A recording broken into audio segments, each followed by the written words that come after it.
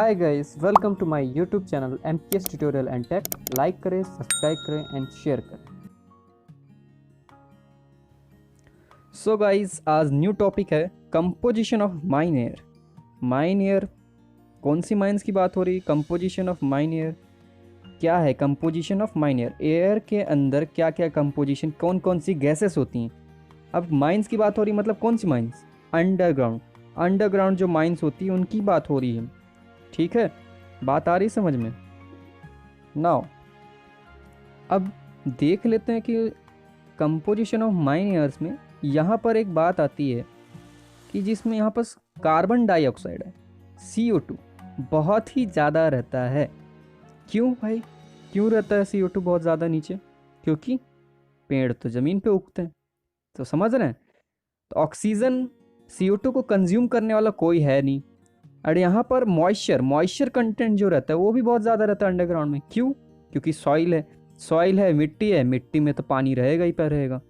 तो ये सब कंपेयर किससे किया जा रहा है? एटमॉस्फेयर से। किससे कंपेयर किया जा रहा है? एटमॉस्फेयर, जहाँ पर हम सांस लेते हैं ऊपर में। ठीक है, तो कंपोजिशन की बात आती है तो सबसे पहले मोस्ट एसेंशियल ऑक्सीजन। ठीक है, ये नहीं रहेगा तो नीचे काम कैसे होगा? तो ऑक्सीजन क्यों एसेंशियल है? क्योंकि वहाँ पर मैन पावर है, जहाँ वहाँ काम कर रहे हैं, जो वर्कर्स काम कर रहे हैं उनके लिए ऑक्सीजन ज़रूरी है, इसीलिए वो एसेंशियल है। तो पहला ये हो गया कंपोजिशन ऑफ माइन एयर में। नाउ ऑक्सीजन के अलावा जितना भी कुछ भी रहता है, जो भी रहता है वो इम्प्यूरिटीज़ के नाम पे आता है। माइन एयर में जितना भी रहेगा वो इम्प्यूरिटीज़ रहती हैं। अब यहाँ पर दो फॉर्म में हो जाती हैं, गैसियस एंड सॉलिड। तो यहाँ पर हम गैसियस की बात कर रहे हैं।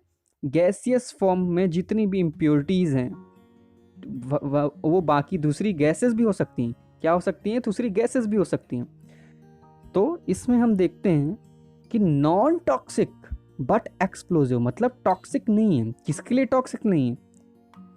यहाँ पास एक्सप्लोजिव है, वो टॉक्सिक नहीं है। टॉक्सिक किसके टर्म्स में हो रहा है? मैन के टर्म्स में, जो मैन पावर वहाँ काम कर रहे हैं।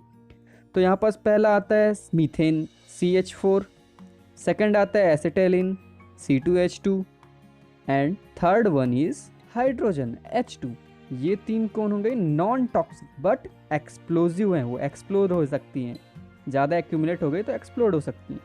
नाउ टॉक्सिक गैसेस की बात होती है, मतलब टॉक्सिक किसके लिए भाई? टॉक्सिक ये बताओ। इम्प्योरिटीज़ हैं, ये टॉक्सिक हैं किसके लिए? ये हैं मैन पावर, जो वहाँ पास वर्क कर रहे हैं। किसके लिए हैं? अब देखते हैं कि टॉक्सिक गैसेस के अंदर क्या कौन कौन सी गैसेस आती हैं। तो पहला है carbon dioxide CO2 and radon and its daughter product. Toxic gases किसके लिए हैं? ये मैंने पहले बताया। यहाँ पे नॉन टॉक्सिक किसके लिए है? नॉन टॉक्सिक किसके लिए? For man power. ठीक है, बात समझ में आ रही है? यहाँ किसके रिस्पेक्ट में बात हो रही है? Man power, working man power के रिस्पेक्ट में बात हो रही है। उनके लिए ही टॉक्सिक है, उनके लिए ही नॉन टॉक्सिक है, उनके लिए ही पॉइजनस है, नॉन पॉइजनस है। ठीक है, नाउ यहाँ पर भी वही टॉक्सिक मैन पावर की ही बात हो रही है। तो carbon dioxide and radon and its daughter product. ठीक है, अब गैसियस में आते हैं। नेक्स्ट क्या है? यहाँ पर तो हमने इस methane, acetylene, hydrogen, carbon dioxide toxic gases है। नॉन टॉक्सिक, टॉक्सिक समझ में आया। आ गई बात, अब नेक्स्ट बढ़ते हैं कि एक्यूटली पॉइजनस गैसेस। इसका मतलब है कि एक्सट्रीमली पॉइजनस गैसेस। ठीक है, जो किसके लिए? For man power. तो यहाँ पर हम क्या बात कर रहे हैं? कार्बन मोनोऑक्साइड, 4 है यहाँ पर टोटल। कार्बन मोनोऑक्साइड CO, ये बहुत ही पॉइजनस है, ब्लड से ज़्यादा एफिनिटी रखता है 3000 टाइम्स। और फिर नेक्स्ट आता है नाइट्रस फ्यूम्स। इनके और अदर प्रॉपर्टीज़ के लिए हम नेक्स्ट वीडियो में आप देख सकते हैं जाकर। तो nitrous fume. Now sulphur dioxide SO2। ठीक है, तो नेक्स्ट वीडियोस में इनके बारे में प्रॉपर्टीज़ हर चीज़ मिल जाएगा नेक्स्ट वीडियो में। Sulphur dioxide third one and sulphurated hydrogen H2S या फिर डाइहाइड्रोजन सल्फाइड। ठीक है, बात समझ में आ रही है? तो यहाँ पास acutely poisonous gases for man power. यहाँ पास हो गया, ये 4 गैसेस हो गई, ठीक है। यहाँ पास भी लिख देता हूँ मैं फॉर मैन पावर, क्योंकि उनके अलावा और कुछ रहता ही नहीं है, और कौन काम कर रहा है, ठीक है। नेक्स्ट आता है वाटर वेपर्स। अब भाई सॉइल है तो वाटर वेपर्स तो रहेगा ही रहेगा, हीट रहता है अर्थ के नीचे, मतलब अंडरग्राउंड में हीट रहता ही है, तो वाटर वापस वेपर्स में चेंज हो जाता है। तो वैसे तो नो इफेक्ट रहता है, लेकिन ह्यूमिडिटी की वजह से थोड़ा प्रॉब्लम होता है, ठीक है। मिनिमम इफेक्ट पड़ता है ह्यूमिडिटी की वजह से, ठीक। तो गैसियस फॉर्म तो यहाँ पास ख़त्म, ठीक है। अब नाउ सॉलिड इम्प्योरिटीज़, वहाँ पास गैसियस इम्प्योरिटीज़ की बात हो रही थी, गैसियस फॉर्म की इम्प्योरिटी, यहाँ पास सॉलिड इम्प्योरिटीज़ की बात हो रही है। यहाँ पास सिंपल डस्ट पार्टिकल्स, क्या भाई धूल उड़ती है वहाँ? नहीं, वहाँ पास किस चीज़ का धूल रहता है? वहाँ पास कोल डस्ट रहता है, ठीक है। जो कोल ब्लास्ट होता है, जितना भी निकालते हैं कोल, उसके छोटे छोटे पार्टिकल्स, डस्ट पार्टिकल्स रहते हैं, ठीक है। कोल डस्ट हो बोलते हैं उसको। फिर स्मोक हो गया, फिर ऑर्गेनिजम्स, ये सब सॉलिड इम्प्योरिटीज़ में आ जाएंगे, ठीक है।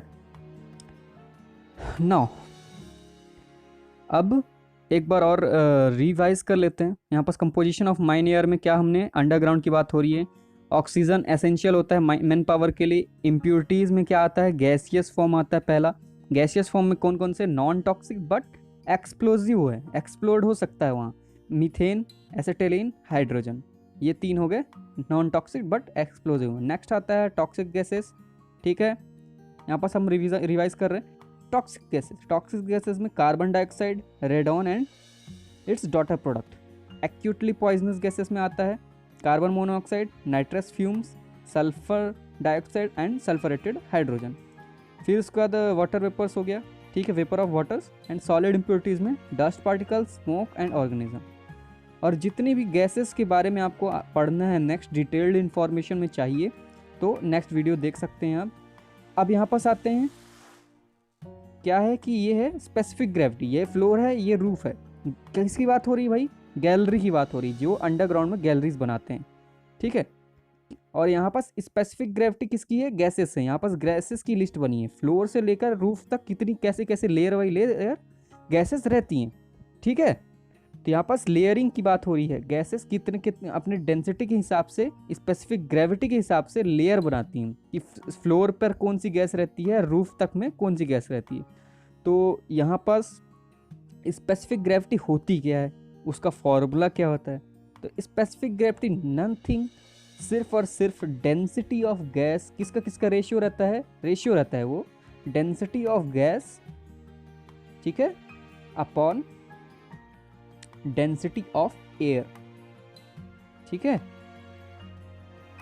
तो ये कहीं से भी मेज़र कर सकते हैं, एटमॉस्फेयर में भी, अंडरग्राउंड में, ठीक है। एक्चुअल में तो एटमॉस्फेयर में मेज़र होता होगा।